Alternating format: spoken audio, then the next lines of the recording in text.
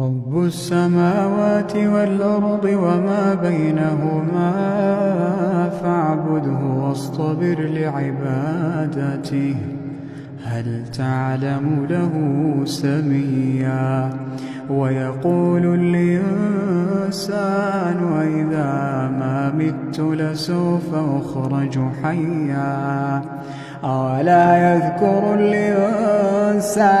أنا خلقناه من قبل ولم يك شيئا فوربك لنحشرنهم والشياطين ثم لنحضرنهم حول جهنم جثيا ثم لننزعن من كل شيعة أيهم أشد على الرحمن عتيا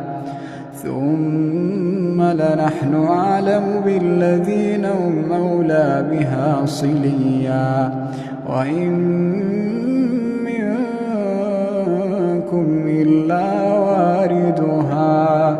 كان على ربك حتما مقضيا ثم ننجي الذين اتقوا ونذر الظالمين فيها جثيا